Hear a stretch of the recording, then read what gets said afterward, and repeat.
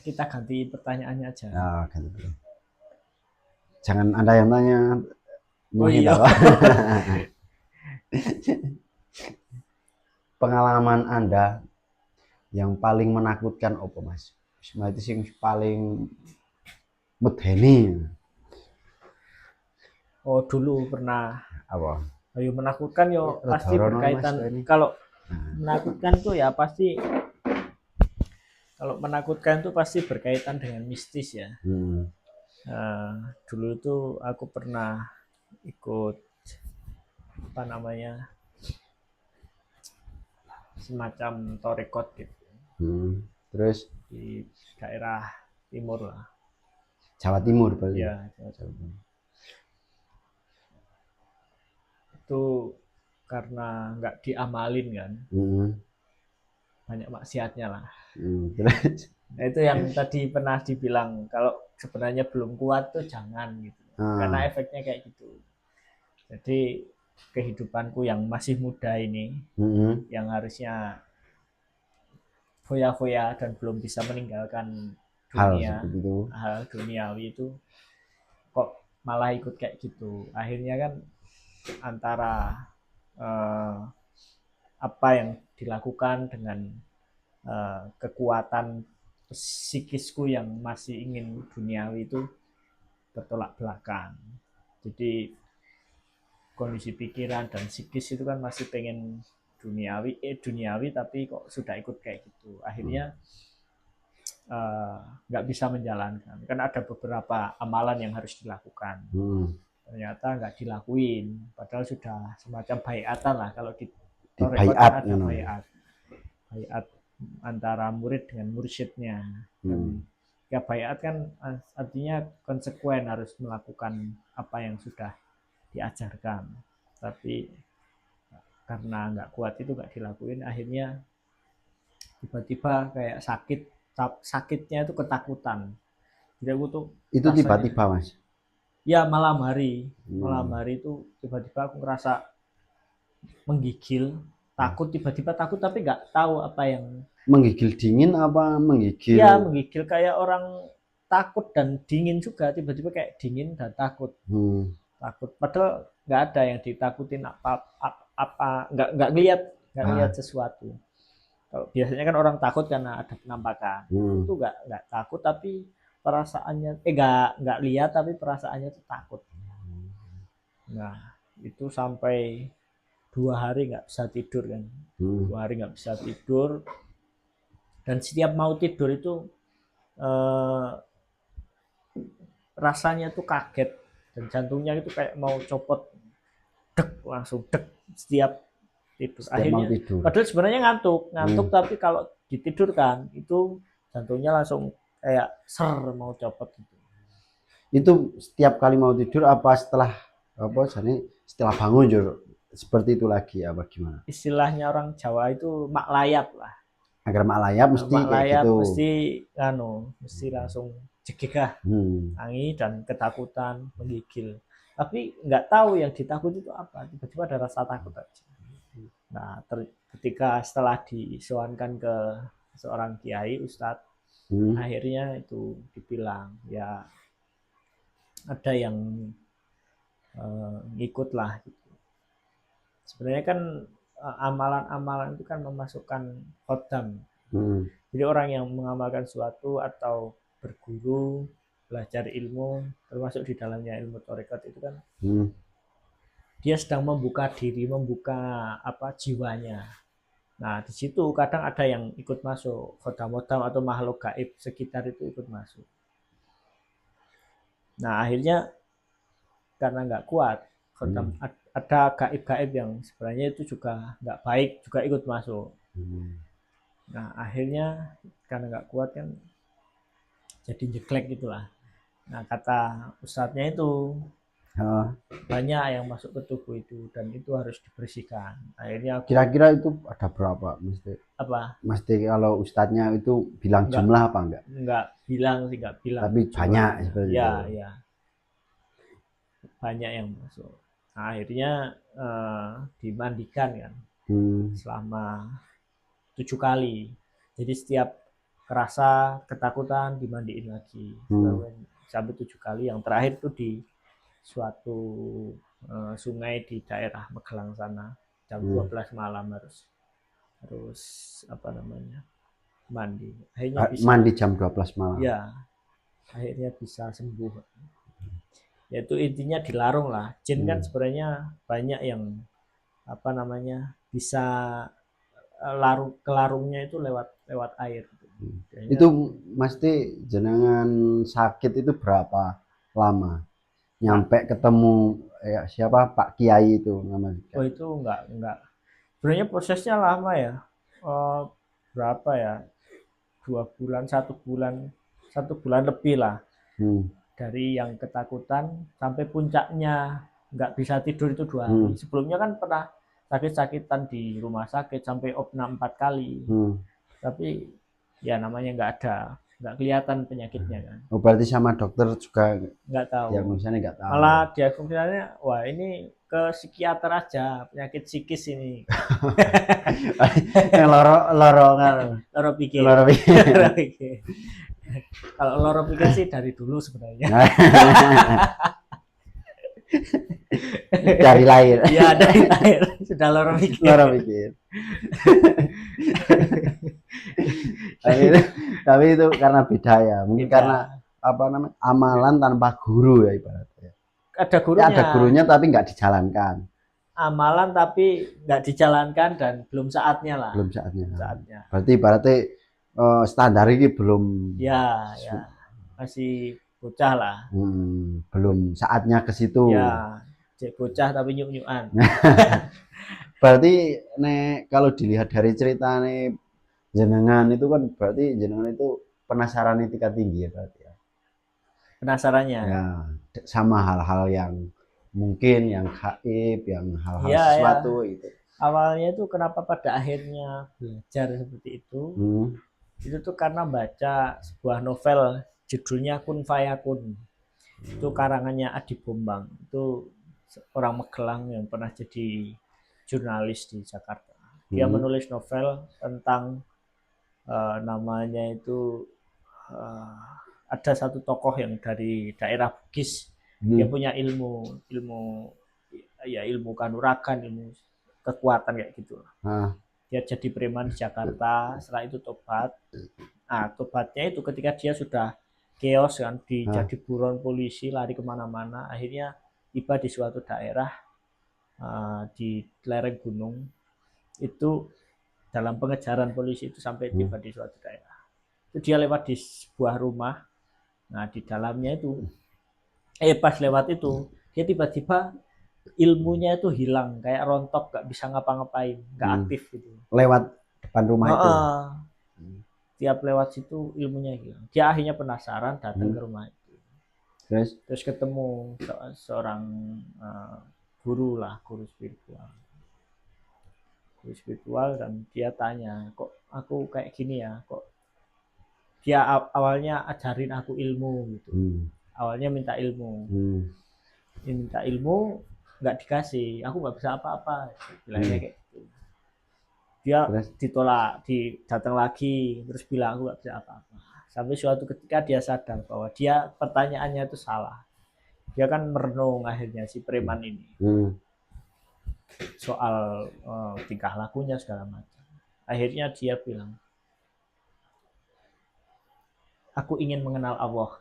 Pertanyaannya itu. Nah, baru setelah itu baru diterima sama si guru itu. Akhirnya diterima kan. Nah, terus jadi muridnya. Nah itu akhirnya dibaiat lah, terus dikasih itu 3 rahasia Al-Irfan. Dia setelah dengar 3 rahasia Al-Irfan itu sama gurunya kan udah jangan jadi murid. Dibaiat terus dikasih tahu. Dia nangis menjerit-jerit karena tahu betapa agungnya Allah gitu kan. Nah akhirnya dia jadi seorang berguru, akhirnya lama-lama jadi sufi itu. Nah, ketika dia kan sufi kan biasanya dia sudah makrifat itu kan udah mengenal Allah, udah bisa penyingkapan bagaimana melihat realitas yang sebenarnya. Ketika sudah mengenal Allah kan setiap aktivitas di alam semesta ini dia hanya mendengar tasbih subhanallah subhanallah subhanallah Allah Allah Allah di dalam perjalanan istilahnya salik ya, pejalan. Salik itu orang yang melakukan perjalanan menuju Tuhan sebutannya itu. Nah, karena mereka adalah para pelaku tasawuf, sebutannya sufi. Dia adalah seorang sufi. Nah, si sufi ini akhirnya bisa jadi makrifat itu, dan setiap hari aktivitasnya ya biasa kayak jualan atau apa, tapi dia setiap hari itu batinnya wirid terus, wirid dan mendengar semua yang ada di alam semesta itu, daun jatuh itu terdengarnya subhanallah subhanallah. Nah, dari situ aku tertarik pengen belajar tasawuf atau ikut thariqat itu. Dari situ berarti. Tapi ya itu belum saatnya. Itu jenengan umur berapa kira-kira pas ketika mau penasaran sama hal seperti itu? Itu aku baca novel pas masih SMA. Jadi pas SMA kelas 3. Baca masih SMA. Terus ya, sama dulu karena jurusanku adalah jurusan bahasa dan ada mata pelajaran sastra Indonesia. Nah, guruku itu guru di kelas, guru sastraku itu nyaran buat baca novel-novel. Termasuk saran dari beliau itu Kun Fayakun itu. Nah, pas setelah baca itu akhirnya jadi tertarik untuk ya, akan sampai aku akhirnya kan mencari literatur yang berkaitan dengan itu kan, ilmu tasawuf terus segala macam tentang sufi, tentang salik, tentang wali, baca semua. Sampai suatu saat aku nemu tulisan, aku lupa penulisnya siapa, tapi judulnya adalah Tasawuf Madhab Cinta Fariduddin Attor. Nah, itu penulisnya kalau nggak salah itu dosen UII Jogja. Iya, UII Jogja. Nah, aku baca itu kan semakin terkagum dengan sebuah narasi tentang sufi dan kewalian. Akhirnya sampai terkagum. Nah, di bagian akhir buku itu kan biasanya ada biografi. Nah, di situ ada nomor HP. Coba tak hubungi kan. Hubungi terus orangnya awalnya balas. Balas. Terus pas tak tanya, apakah Bapak seorang mursyid? Tanya nih ngono. Iya. Terus langsung gak dibalas. Pertanyaan aku itu aneh karena aku mencari guru. Pengennya kayak yang itu. Yang novel yang. Ya, yang novel. Apakah aku sampai bertanya-tanya, apakah aku salah tanya ya? Overthinking kan. Apakah aku perlu bilang aku pengen mengenal Allah? Berarti jenengan harus kayak yang tadi tuh loh, yang di buku itu. Iya. Kan pertanyaannya kan saya minta jadi beliaunya hanya penulis aja sih. Penulis. Ya. Sampai akhirnya ya karena mencari kan. Dikasih jalan, ada di satu pondok di daerah timur sana. Jawa Timur. Itu jangan sendiri apa sama teman? Ya, sama beberapa teman. Yang teman-teman lain pada biasa aja sih. Berarti teman-teman satu angkatan kuliah di Jogja apa satu beda? Pondok. Satu pondok. Satu pondok di Jogja. Ya, punya minat yang sama, mesti kayak tertarik di dunia itu. Kalau juga. Mereka nggak tahu ya, mungkin mereka ada yang beberapa cuma ngikut-ngikut aja. Ada juga yang tertarik. Jadi memang awalnya itu ada orang anak santri baru yang sudah pernah, terus dia bercerita soal tempat itu, bla bla bla. Akhirnya beberapa tertarik, akhirnya ngikut sana. Kalau aku memang mencari waktu itu, masih pengen tertarik dengan hal-hal itu gitu. Akhirnya ikutlah itu dan ternyata nggak kuat itu. Kalau teman-teman Hasan gimana itu? Apa masih dilanjutkan atau gimana? mereka baik-baik saja dan sepertinya masih dilanjutkan. Masih dilanjutkan. Ya, karena mereka orang-orang baik sih. Berarti kalau Mereka Hasan itu orang-orang nggak soleh. baik. Iya, Oh, orang-orang yang masih bermaksiat itu nah, sebaiknya jangan dulu. jangan Ya, jangan nyoba-nyoba ya. ya jangan nyoba-nyoba. Selesaikanlah maksiatnya, Baru setelah ke itu situ. ya, Berarti kalau teman-teman Hasan itu ya karena diamalkan, ya dilakoni itu mungkin mungkin sekarang masih mungkin baik-baik ya, saja. ya, Berarti kayak gitu harus semisal kita udah nyemplung lah ibaratnya nyemplung rono harus dewi kudu konsekuen. harus Ya, ya. Kan baiat itu kan sudah perjanjian. Hmm. Artinya dia siap dengan semua konsekuensinya. Bukan omon-omon. Omong-omong Aman-aman. awan-awan. Terus setelah itu eh, Hasan kan kenal sama kiai ya, kiainya dari disebutkan juga nggak apa-apa kalau Ya sebenarnya di di daerah Magelang. Magelang ya.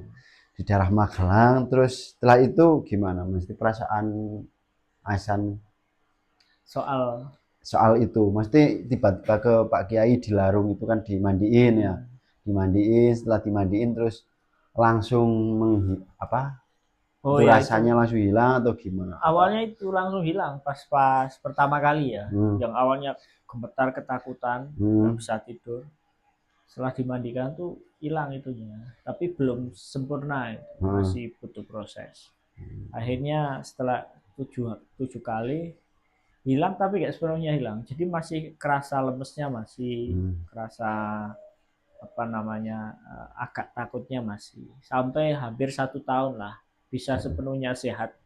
Berarti prosesnya lama ya? Lama itu karena ya namanya orang pernah kena kayak gitu kan nggak bisa cepet, butuh proses lama. Berarti itu 1 tahun itu rutin ya, ibaratnya ya. Setiap apa asal itu ke sana ke Pak Kiai itu? Enggak ini sih, enggak rutin ke sana juga, tapi lebih ke banyak istirahat. Jadi nggak langsung beraktivitas banyak itu. Kalau biasanya kan main futsal atau apa itu kan itu belum bisa. Keluar rumah pun masih kerasa kedinginan. Jadi sensitif itu. Ketika keluar rumah padahal nggak terlalu dingin itu aku ngerasa kedinginan. Berarti kayak wong masuk angin ngono ya? Ya. Mesti kayak kadang lah nek masuk angin kan apa kena angin wae ya, merinding apa ora ya. enak ngono ya. Ya, ya. Berarti itu dirasakan hampir 1 tahun. Ya, hampir 1 tahun. Sampai akhirnya benar-benar sehat terus. Kalau sekarang udah sehat. Kalau sekarang sehat fisiknya sih. Fisiknya. Kalau batinnya ya. Iya tetap sakit. Ya. Berarti itu ya prosesnya lama ya buat teman-teman yang jangan pernah nyoba-nyoba ya. Mungkin pesan-pesan dari Mas Hasan ini gimana buat teman-teman? Ya buat teman-teman kalau misal mau belajar ilmu-ilmu seperti itu harus siap secara mental. Jangan apa namanya coba-coba, jangan penasaran. Ya penasaran nggak apa-apa tapi jangan dicoba. Seperti penasaran rasanya mati piye ya ojo bunuh diri gitu. Maksudnya cukup tahu aja lah gitu. Berarti cukup menjadi ilmu, cukup menjadi wawasan saja, pelajaran dan wawasan dari orang-orang yang sudah pernah. Jadi kalau belum siap, kecuali memang punya guru, dan guru pun harus benar-benar yang tahu dan benar-benar paham tentang kondisi si murid ini seperti apa.